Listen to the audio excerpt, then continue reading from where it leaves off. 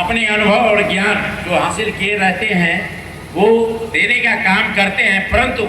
वहाँ जो lab boy होता है, वहाँ जो टेक्नीशियन होता है, वो विद्वान शिक्षकों को भी शिक्षित करने का काम करता है, उनको टेक्निकल ज्ञान देने का काम करता है। जैसे कि हम लोग भी विज्ञान के विषयों में सामान्य कॉलेजों में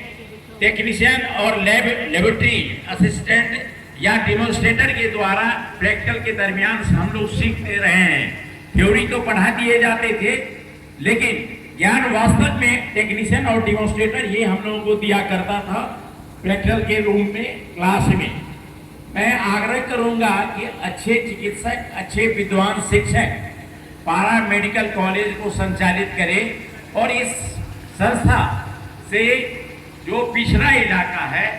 यहाँ का विद्यार्थी शिक्षा ग्रहण करके गवर्नमेंट और प्राइवेट सेक्टर ऑर्गेनाइजेशन में देश और दुनिया के विभिन्न क्षेत्रों में चिकित्सा के क्षेत्र में भारत की झंडा और ये TIPMS संस्था का मान बढ़ाने का काम करेंगे, गरीबी बेरोजगारी दूर करने का काम करेंगे। अगर आप सही ढंग का शिक्षा देते हैं, आपके पास सही शिक्षक होंगे, आप अच्छे शिक्षकों को बुलाने का काम करेंगे, निर्धन बच्चों को सहयोग करने का काम करेंगे। अभी एक सवाल आया था कि गरीब और निर्धन बच्चे कैसे पढ़ेंगे, तो एक राज्य सरकार का जो क्रेडिट कार्ड योजना है, वह योजना इस कोर्स के लिए लागू नहीं है,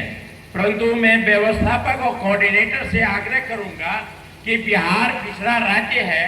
और मध्यम निर्धन गरीब घर के बच्चे को आप अवसर दे रहे हैं।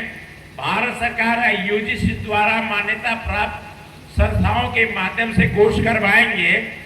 अनुसूचित जाति, जनजाति और निर्धन गरीब बच्चों को छात्रवृत्ति का प्रावधान भी आपने किया है। तो हम चाहेंगे कि राज्य सरकार से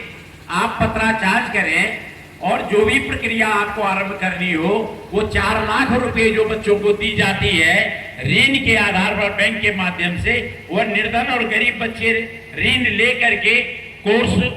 में नामांकन लेकर के वह यहाँ से पास आउट होकर के प्राइवेट और सरकारी ऑर्गेनाइजेशन में जाकर के अपने रोजगार को पाने का काम करेंगे और राष्ट्र और समाज की सेवा करेंगे। अभी माननीय विधायक क्योंकि विधानसभा क्षेत्र के मेरे मित्र भी मुरारी जी ने कहा, बिल्कुल कोरोना काल में आप जानते होंगे, न जाने कितने आसमान को ये धरती निगल गए हैं,